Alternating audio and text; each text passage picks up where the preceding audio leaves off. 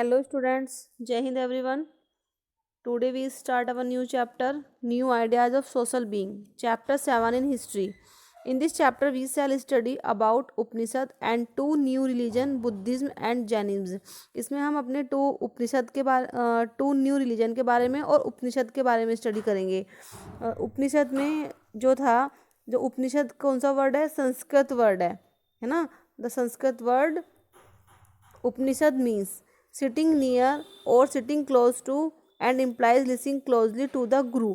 तो उपनिषद में क्या होता है, जो संस्कृत में ये सब अपना जो नॉलेज होती है संस्कृत में लेते हैं, मतलब प्राप्त करते हैं, और किसके पास बैठकर? अपने गुरु के पास बैठकर, जो स्पिरिचुअल टीचर्स होते हैं, जो आध्यात्मिक टीचर होते हैं।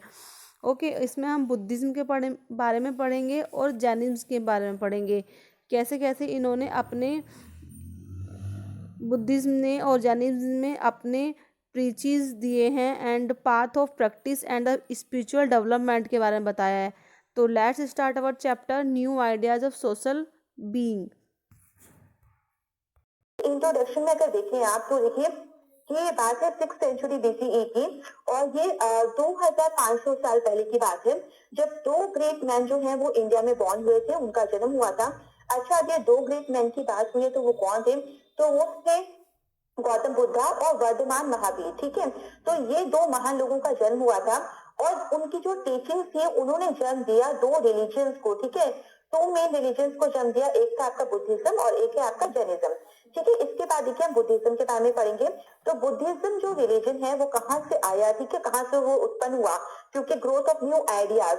ठीक है, तो बुद्धिज्म देखिए, ये जो नेम है वो आफ्टर गौतम बुद्धा। ठीक है, क्योंकि बुद्धा नाम है तो यहीं से बुद्धिज्म नेम आया है। तो आप याद रखिएगा, क्योंकि आप कई बार कंफ्यूज हो जाते हैं कि बुद्धिज्म कहाँ किससे रिलेटेड है और जैनिज्म किससे रिलेटेड है। तो देखिए याद रखिएगा, गौतम बुद्धा, क्योंकि नाम के पीछे बुद्धा आ रहा था, बुद्धा से बुद्धिज्म बना है। अच्छा, वास्तव में इनका देखा जाए जो इनका रियल नेम था वो था सिद्धार्थ। और इनका जन्म कहाँ पे हुआ था? तो इनका जन्म हुआ था लुम्बानी में, और ये लुम्बानी देखिए आज जो है वो नेपाल में है ये लुम्बानी। अच्छा, उनके जो फादर थे वो कहाँ के चीफ थे? वो शाक्या क्लैन, यानी जो डायनेस्टी होते थे, वंश होते थे, तो उसके चीफ थे, उसके प्रधान थे, और ये शाक्या क्लैन था, शाक्या वंश था। सिद्धार्थ जो है एक प्रिंस, क्योंकि एक राजा या एक मुखिया का बेटा जो होगा तो एक बिल्कुल राजकुमार की तरह उसकी एक जिंदगी उन्होंने जी, एकदम कंफर्टेबल लाइफ थी उनकी। फिर उसके बाद देखिए नेक्स्ट हेडिंग है क्वेस्ट फॉर ट्रूथ। देखिए जितने भी आप देखोगे कैपिटल लेटर्स में वो आपकी मेन हेडिंग्स हैं, और उसके अंदर जो है वो आपकी सब हेडिंग्स हैं, जिसके अंदर आप पूरा का पूरा कॉन्सेप्ट पढ़ने वाले हो। ठीक है, तो एक जो क्वेस्ट फॉर ट्रूथ है, तो क्वेस्ट मतलब खोज, यानी सत्य की खोज। ठीक है, तो प्रिंस सिद्धार्थ जो है वो बिलीव करते थे, उन्होंने चार साइड देखी थी। ठीक है, चार दृश्य देखे, जिसकी वजह से उन पे एक बहुत ही गहरा प्रभाव उनके ऊपर पड़ा। अच्छा, उन्होंने ऐसा क्या देखा? तो देखिए, उन्होंने सबसे पहले एक ओल्ड मैन को देखा, उसके बाद एक बीमार इंसान को देखा, और उसके बाद उन्होंने एक फाइनली डेड बॉडी को देखा। ठीक है, मृत शरीर को देखा। तो अब क्या था? अब देखिए, इसको देखने के बाद, एक बीमार इंसान को देखने के बाद, एक बूढ़े इंसान को देखने के बाद, और एक डेड बॉडी को देखने के बाद उनके ऊपर क्या प्रभाव पड़ा? तो वो बहुत ही डिस्टर्ब हो गए थे, और एक तनाव भरा वो उनका माहौल हो गया था। ठीक है, मूड जो था वो खराब हो गया उनका। तो उसके बाद देखिए उन्होंने और क्या देखा? उसके बाद उन्होंने एक एस्थेटिक, यानी एक तपस्वी को देखा, एक ऋषि मुनि को देखा, जो उनके आगे आए, उनको सामने से दिखे, तो वो अनइफेक्टेड थे बाय द पेन, यानी उनके पास कोई दुख दर्द नहीं था। ठीक है, उनके जिंदगी में किसी तरह की बीमारी या किसी तरह का सौरो नहीं था, किसी तरह का दुख नहीं था।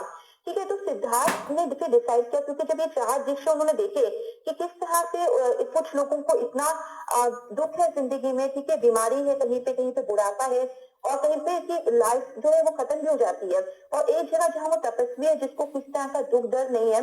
तो इस तरह की चीज को देख के जो सिद्धार्थ है वो बहुत परेशान हुए, और वो फिर सोचने पड़ गए, और इन सवालों का जवाब लेने के लिए कि क्या मिस्ट्री है, ठीक है, क्या रहस्य है लाइफ और डेथ के बीच का, तो इसको जानने के लिए वो निकल पड़े, सत्य की खोज के लिए निकल पड़े। अच्छा, he wanted to find a solution to the suffering of mankind.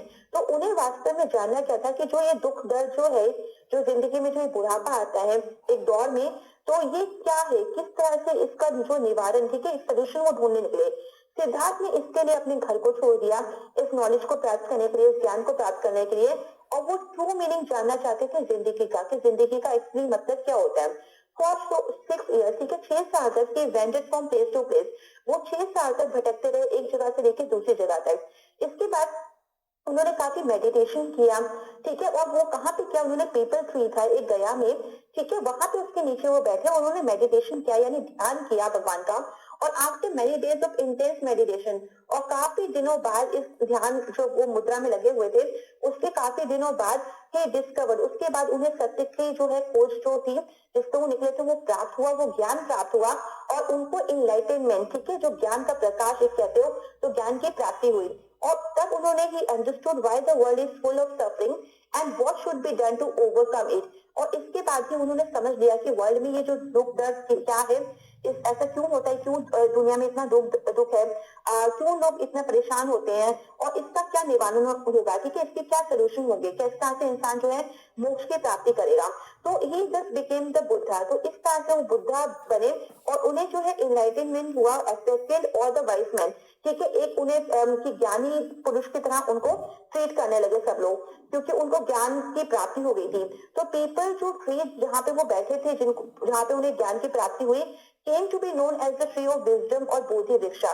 तो ये याद रखिएगा, आपसे सवाल पूछा जा सकता है, क्वेश्चन आ सकता है कि इसको जो जिस पीपल ट्री के नीचे वो बैठे थे उसे क्या कहा गया, तो उसको ट्री को विजडम यानी बुद्धि का, और बुद्धि का कह सकते हो कि बुद्धि का वृक्ष कहा गया, और साथ ही आप उसको बोधि वृक्ष कहा गया, ठीक है। इसके बाद देखिए फ्रॉम गया, गया से लेके फिर जो बुद्धा थे वो सारनाथ गए, ठीक है। और वहां पे उन्होंने अपना फर्स्ट सर्मन, ठीक है, पहला जो उपदेश था वो दिया, और ये दिया डियर पार्क में, ठीक है, डियर पार्क में इन सारनाथ में दिया ये। इसके बाद देखिए it is known as the Dharma Chakra परिवर्तन, ठीक है, इसको पूरे प्रोसेस को कि किस तरह से उनको ज्ञान की प्राप्ति हुई, किस तरह से उन्होंने अपना उपदेश दिया, तो इस पूरे प्रोसेस को कह सकते हैं, इस पूरे के पूरे जो ये पूरा का पूरा एक काम हुआ, इसको हम कहते हैं धर्म चक्र परिवर्तन। और किस तरह से उनके परिवर्तन आया उनकी जिंदगी में। फिर देखिए जो बुद्ध थे उन्होंने अपनी पूरी जो रेस्ट लाइफ थी, जो बाकी की जिंदगी थी, वो एक जगह से दूसरी जगह वो जाते रहे, लोगों से मिलते रहे, और उन्होंने अपने जो भी उन्हें ज्ञान की प्राप्ति हुई थी उसके उपदेश दिए, ठीक है। प्रीचिंग मतलब होता है कि उपदेश देना, लोगों को शिक्षा देना, ठीक है। तो वो सारे मैसेज जो भी थे लव के, पीस के, कि मिलजुल के रहिए, प्यार से रहिए, शांति पूर्वक रहिए, तो ये जो उपदेश थे, ये जो मैसेज थे, वो उन्होंने लोगों में बांटे, लोगों को दिए। इसके बाद देखिए मेन टीचिंग्स क्या थी, ठीक है। तो बुद्धा की मेन टीचिंग्स क्या थी, तो ये 4 नोबल ट्रूथ और 8 फोल्ड पाथ पे, जिन्हें हम अष्टांग मार्ग भी कहते हैं, उस पे उनकी सारी की सारी जो मेन टीचिंग्स है वो निर्भर थी, यानी डिपेंडेंट है। और इसको ही आप कह सकते हो कि जो मेन टीचिंग्स है वो 4 नोबल ट्रूथ और 8 फोल्ड जो पाथ थे यानी अष्टांग मार्ग थे, उसमें इंक्लूडेड है। उसको अगर आप समझ लोगे तो उनकी मेन टीचिंग्स आप समझ लोगे। तो यहाँ से भी आपके क्वेश्चंस बनते हैं। तो आइए समझते हैं 4 नोबल ट्रूथ। तो ये थी कि world is full of suffering, ठीक है, जो वर्ल्ड है वो पूरी तरह से सफरिंग से भरा हुआ है।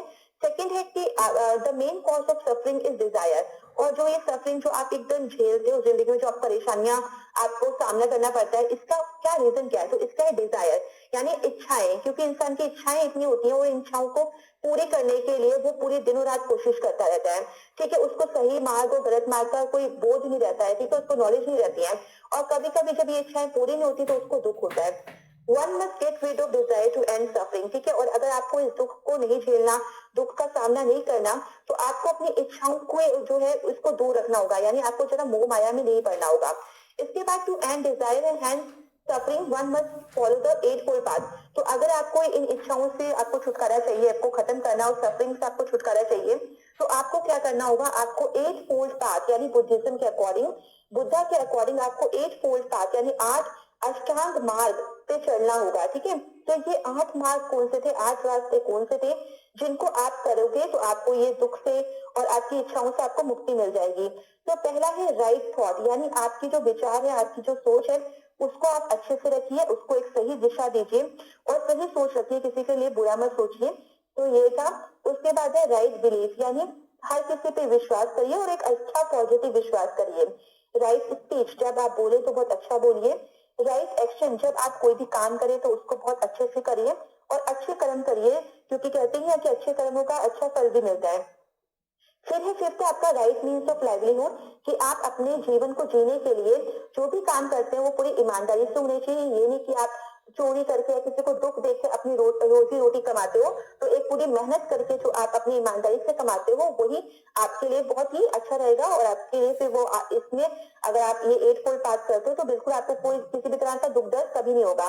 राइट एफर्ट, कि हर किसी चीज को पाने के लिए आप पूरी अपनी कोशिश करिए, मेहनत करिए। राइट मेमोरी, ठीक है, तो आप जो भी चीजें लर्न करते हैं, जो भी चीजें आप याद रखना चाहते हो, तो वो अच्छी चीजें याद रखिए। इसके बाद है राइट मेडिटेशन, यानी आप भगवान का ध्यान भी करिए, अपनी लाइफ में जो भी आपके गुरु वगैरह है उनके मेडिटेशन भी करिए। तो ये ध्यान भी करना चाहिए जिंदगी में। तो ये सारे के सारे अष्टांग मार्ग के जिनको आप करोगे, आप फॉलो करोगे, तो आपको किसी तरह की जो आपकी इच्छाएं हैं उनसे मुक्ति मिलेगी। अगर वो पूरी नहीं होती तो आपको दुख भी नहीं होगा। फिर देखिए, बुद्धा ने बिलीव करते थे ये जो 8 फोल्ड पाथ है वो एक पर्सन को टू द मिडिल पाथ, ठीक है, that is a balance life और अ लाइफ ऑफ मॉडरेशन।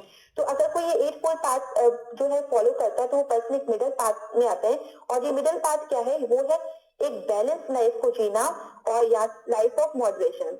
इसके बाद आते हैं नेक्स्ट पॉइंट पे। तो he said that a person should neither live in great luxury not should be give up everything and सफर। ठीक है, तो उनका मानना ये भी था, ऐसा नहीं है। तो देखिए, ये जो मिडिल पाथ ये है कि ना तो एक कह सकते हो आप कि उनके अकॉर्डिंग किसी भी इंसान को ये नहीं कि पूरी जिंदगी वो एक लग्जरी लाइफ जिए, यानी सारी सुख सुविधाओं के साथ जिए, but at the same time वो ये भी कहते थे कि ठीक है, आप एक नॉर्मल एक मिडिल लाइफ जिए। आप उसको साथ ही आप ये भी नहीं कि सारा का सारा जो घर संसार है उसका त्याग कर दो। ठीक है, तो ना ही एक शान शौकत वाली लाइफ जिया करे इंसान, और ना ही ये भी नहीं कि सारी सारी चीजें अपनी दान में दे दें और अपना घर बार छोड़ दें, तो वो चीजें भी ना करें। तो जो इंसान ये पूरे के पूरे एकदम बैलेंस करके चलेगा तो वो एक मिडिल पाथ में चयन करता है। इसके बाद देखिए, leading a balance life would help a person attain मोक्ष और निर्वाण। तो जो पर्सन जो है एक बैलेंस लाइफ को जीता है उसको बिल्कुल एक मोक्ष और निर्वाण की जो है प्राप्ति हो जाती है। फिर देखिए, Buddha did not approve of rituals and animal sacrifices. तो बुद्धा के अकॉर्डिंग वो किसी तरह के अनुष्ठानों में विश्वास नहीं करते थे कि बहुत बड़े बड़े अनुष्ठान करने चाहिए, या फिर एनिमल सेक्रीफाइसेस, या फिर जानवरों की बलि देनी चाहिए किसी भी मोक्ष को और किसी भी इच्छा को पूरी करने के लिए। तो वो इस चीज को मानते नहीं थे और इसके अगेंस्ट थे। और इसके साथ ही वो अहिंसा पे बल देते थे और non injury to all living beings, की किसी भी जीव जंतु या किसी भी लिविंग बींग्स पे आपको ये नहीं कि उनको आप नुकसान पहुंचाएं, तो इसके वो अगेंस्ट थे। इसके साथ ही वो कास्ट सिस्टम यानी जो जाति प्रथा है उसके भी खिलाफ थे वो, और wanted all people to be treated equally. और वो चाहते थे कि सारे इंसानों के साथ एक जैसा व्यवहार किया जाए, एक जैसे ही उनके बारे में सोचा जाए। इसके बाद आते हैं संघ। देखिए, संघ क्या था। तो बुद्धा एंड हिज डिसिपल्स, यानी जो बौद्ध थे और जो उनके डिसिपल्स थे यानी जो उनके शिष्य थे, उन्होंने स्टैब्लिश की थी मोनेस्ट्रीज, जिन्हें हम विहार भी बोलते हैं। ठीक है, तो यहाँ पे some monasteries specially in western India was cut out in the hills। तो वेस्टर्न इंडिया में जो ये मोनेस्ट्री जो विहार बनाए थे वो हिल्स को, पहाड़ों को कट कर करके बनाए गए थे। और यहाँ पे जो बुद्धिस्ट मॉन्क्स यानी जो साधु थे, बौद्ध धर्म के मानने वाले जो साधु थे, वो इन मोनेस्ट्रीज में रहते थे, इन विहारों में वो रहते थे। अच्छा, वो इन संघ में मिलजुल के टुगेदर रहते थे। बोथ मैन हो जो विमेन थे वो कोई ज्वाइन द संघ। तो ये पूरे जो कोई भी मैन हो विमेन हो वो संघ को ज्वाइन कर सकते थे। जो मॉन्क्स होते थे और जो नन्स थे, देखिए मॉन्क्स जो है मेल साधुओं को यहाँ पे बोला जाता था, और जो नन्स है वो साध्वियों को बोला जाता था यहाँ पे। तो वो एक सिंपल लाइफ यहाँ जीती थी और साथ ही मेडिटेटेड करते थे टाइम पे। और जो भी टीचिंग्स होती थी बुद्धा की वो वहाँ पे उन ज्ञान की प्राप्ति करते थे। तो देखिए, जो मोनेस्ट्रीज थे वो सेंट्रिक ऑफ एजुकेशन, यानी जिस तरह से आज आप लोग स्कूल में जाते हैं शिक्षा प्राप्त करने के लिए, तो यहाँ पे जो मॉन्क्स और नन्स थे वो बौद्ध भगवान की शिक्षा को प्राप्त करने के लिए मोनेस्ट्रीज यानी इन संघ में आते थे। मॉन्क्स और जो नन्स थे वो टॉट अदर्स। ठीक है, तो उसके बाद मॉन्क्स और जो नन्स थे वो बौद्ध भगवान से ज्ञान प्राप्त करने के बाद उन्होंने और लोगों को भी शिक्षा दी। इसके बाद आते हैं हम जो सेकंड आपके जो रिलीजन की बात थी वो है जैनिज्म। तो देखिए, जैनिज्म जो विचारधारा है वो जो रिलीजन है, इसकी उत्पत्ति कैसे हुई। तो इसकी जो उत्पत्ति है वो ये देखिए, तो वर्धमान जो महावीर थे वो एसोसिएटेड विद जैनिज्म, तो वो जैनिज्म से रिलेटेड है। और जैन का मानना है कि जो महावीर थे वो लास्ट 24 तीर्थंकर थे और ग्रेट टीचर थे। ठीक है, जो टीचर्स होते हैं तो उसमें जो 24 सबसे जो लास्ट थे वो महावीर थे, यानी सबसे लास्ट गुरु जो थे जैन के वो महावीर थे। अच्छा, जो फर्स्ट थे वो थे ऋषभ देवा, और उनकी टीचिंग्स में क्या क्या था, तो उनकी टीचिंग्स में रिलीजन था जैनिज्म का। और महावीर जो थे वो बॉर्न हुए थे कुंडा ग्राम में जो नियर वैशाली में है, और ये कहाँ है, ये है बिहार में। इसके बाद देखिए, इनके जो फादर थे वो जैन का क्लैन के थे, यानी इस वंश के थे। साथ ही जो इनकी मदर थी वो निचली प्रिंसेस थी। क्वेस्ट फॉर ट्रूथ, ये सत्य की खोज में कब निकले, तो ये एट द एज ऑफ 30 में निकले। उन्होंने अपना घर छोड़ दिया और फिर अगले 12 साल तक वो प्लेस टू प्लेस भटकते रहे ज्ञान की प्राप्ति के लिए। और फिर एक दिन जब वो मेडिटेशन कर रहे थे तब उन्हें सत्य का ज्ञान प्राप्त हुआ और थ्रू दिस नॉलेज और इस ज्ञान के साथ ही उन्होंने क्या जीत हासिल कर ली, वो विजेता बन गए बोथ माइजरी और हैप्पीनेस के, यानी जो भी दुख और खुशी होती है उसके वो विजेता बन गए, उन्हें ये प्राप्त हो गया कि क्या रीजन है इसका। तो उसके बाद वो जिन्ना बन गए जिसे हम ग्रेट कॉन्कुरर यानी विजेता कहते हैं। और इसके बाद के फॉलोवर्स और इसके इनके जो फॉलोवर्स थे, ठीक है, जो इनको फॉलो करते थे यानी इनके शिष्य, उनको जेम्स के नाम से जाना जाने लगा। इनकी मेन टीचिंग देखने तो इन्होंने क्या शिक्षा दी, तो इनके हिसाब से महावीर जो थे वो बिलीव करते थे एक सिंपल लाइफ जीना यानी एक साधारण जिंदगी को जीना, और ही वॉज अगेंस्ट वो भी रिचुअल्स और एनिमल सेक्रीफाइसेस के। तो देखिए आप टीचिंग्स जो है अगर आप एक प्रिपेयर कर लेंगे तो आप दूसरी भी आप अच्छे से प्रिपेयर कर लेंगे, क्योंकि कुछ कॉमन सी हैं पॉइंट्स हैं। एक सिंपल लाइफ जिया करे और साथ ही रिचुअल जो है अनुष्ठान उसके अगेंस्ट है, एनिमल सेक्रीफाइसेस के अगेंस्ट है।